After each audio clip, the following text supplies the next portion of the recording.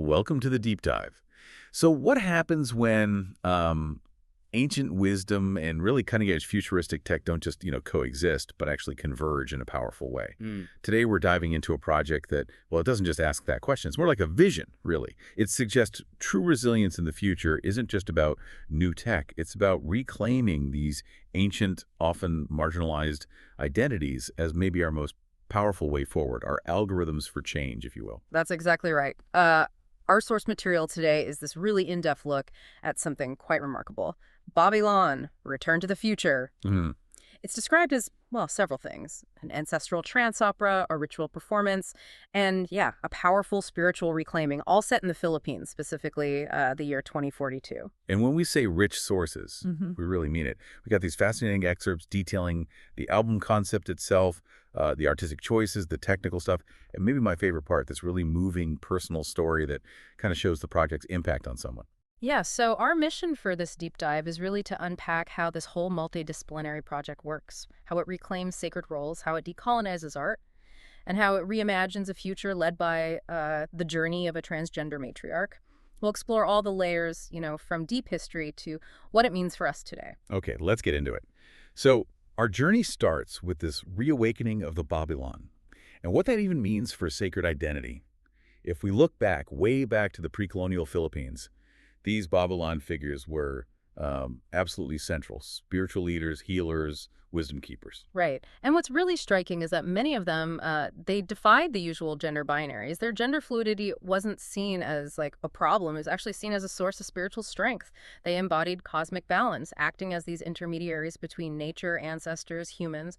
Their authority came from, cosmological knowledge and the community's trust. They were central, not pushed to the margins. And from that deep history, the opera jumps forward to its central figure, Babaylan, also known as she who holds the sacred thread. Yeah. She's not just a character issue. She's like a vessel for memory, for myth, a bridge, kind of merging binary and non-binary, walking between spirit and, well, code. Exactly. And the album makes this bold statement, trans is sacred.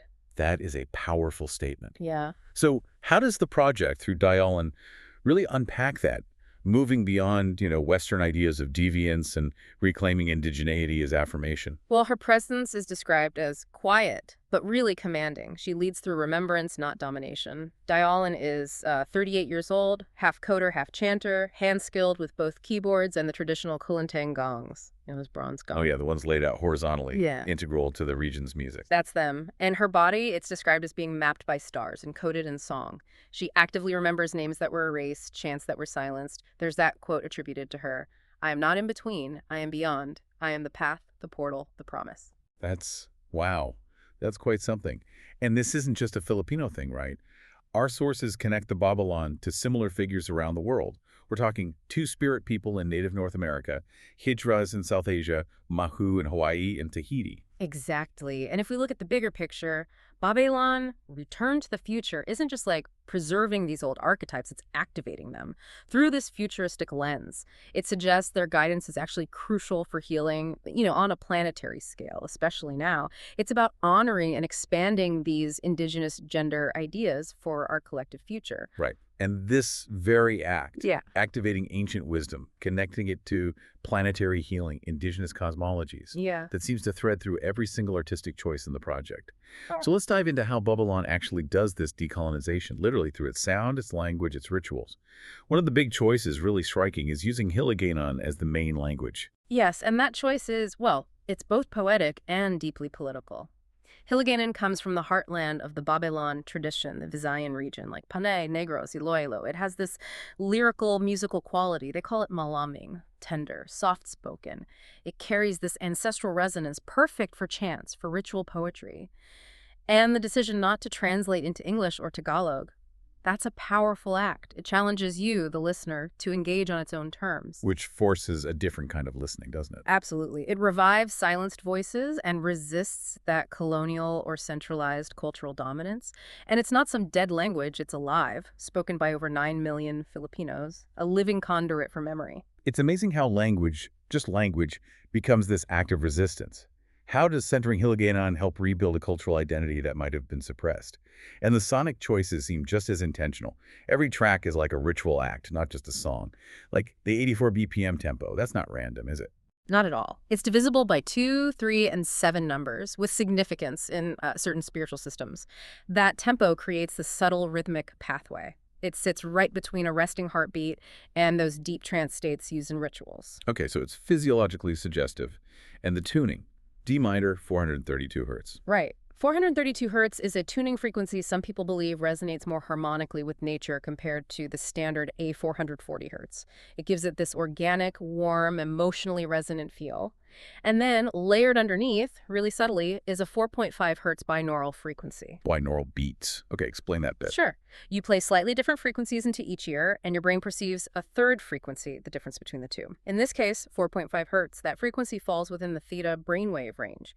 Theta waves are associated with deep meditation, trance states, accessing subconscious memory. Wow. So it's actively guiding the listener's state of mind. That seems to be the intention. And the soundscapes themselves mix ambient field recordings, rain, rivers, forests with traditional Kulintang processed chants like vocoded chants. Where the voice sounds electronic, almost otherworldly. Exactly that. And these glitchy spirit samples. It all blends together so that, as the sources put it, the music itself becomes the medicine.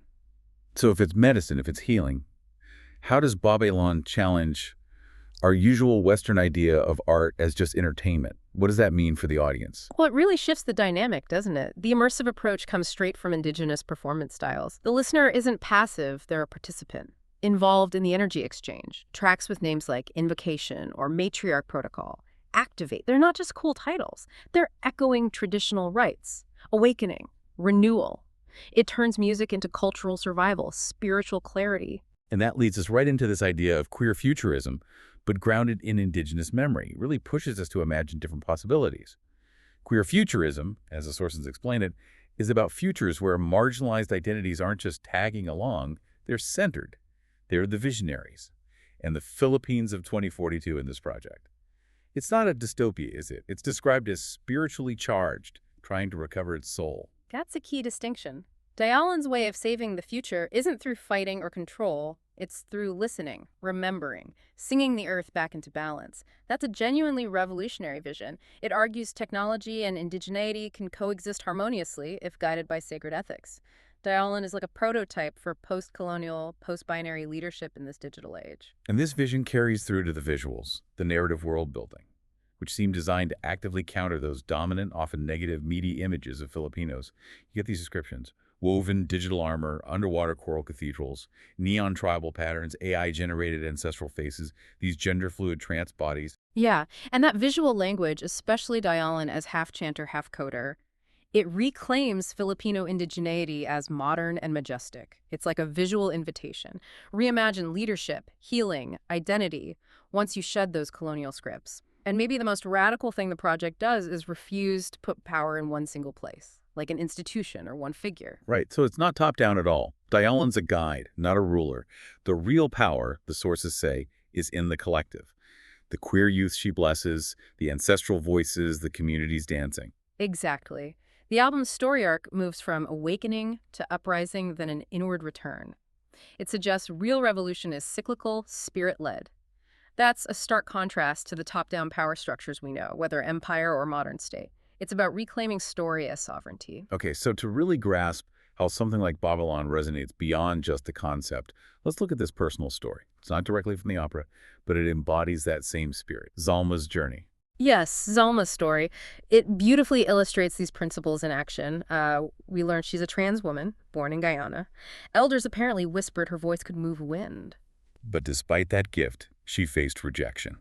After coming out, her mother wept, her mosque expelled her, she left her village, ends up singing on subway platforms in Montreal, finding solace there, blending Tamil lullabies she'd found somewhere with gospel, Afro soul, her voice becoming this prayer for the lost, as she felt it. Yeah, quite a journey. And her path eventually leads her to this queer arts festival down in Oaxaca. Someone gives her a QR code, whispers about something being built for people like you, for tomorrow. She scans it, finds TATANKA's Orchestra Americana.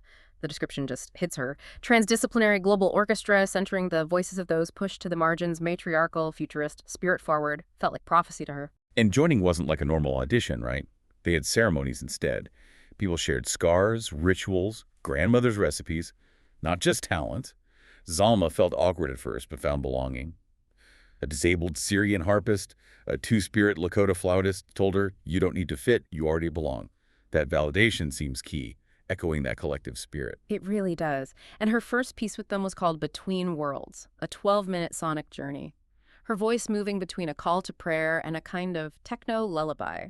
She sampled sounds like rice cooking, a preacher on a crackly radio, her late aunt's funeral keening, weaving it all into this trance rhythm in D minor. And her section of the orchestra. It included a Buddhist beatboxer, a 𝗲𝗡 throat singer, even an AI called Anima that only communicated through weather patterns and wind chimes. That is quite an ensemble. Yeah. What seems really powerful is 𝗧𝗪's realization. Her voice wasn't just allowed, it was necessary. She felt that sometimes the music almost collapsed, but her tone, her note held across some impossible frequency, guided it back. She wasn't just filling space, she was anchoring memory. She was the thread. Exactly, and her journey has this beautiful culmination. After a live VR performance, this young, dark-skinned trans girl approaches her, eyes full of galaxies, and says, "I didn't know we could do this. I thought people like us only got written out of the songs." Oh, wow. And 𝗧𝗪 knelt, took her hand, and whispered back, "We are the song." That just, yeah. 𝗧𝗪's story really drives it home. Reclamation isn't just about being heard, it's about being centered in orchestrating what's next. Platforms like TATANKA, projects like Babaylan, they offer transformation. They see music as survival, ceremony, sovereignty. And that brings us right back, full circle. Babaylan, Return to the Future, isn't just music. It is, like the sources emphasize, a political act, a spiritual invocation, a cultural prophecy. Yes, this multi-layered thing that really works to restore reverence for transgender identity as divine, not deviant. He used the power of language, of ritual sound, to decolonize. And it paints this radical but deeply grounded vision. Queer futurism and indigenous memory woven together. Exactly. This deep dive into the material really shows how art can be this incredible catalyst for cultural change, for spiritual transformation. It challenges us, challenges you, the listener, to reconsider those old narratives, to reimagine what's possible for identity, for history, for the future. What really stands out to you in all this? And as you think about this amazing project, maybe consider this final thought. The next world will not be built by those in power, but by those once denied it, composing a collective hymn of rebirth, resonance, and radiant defiance.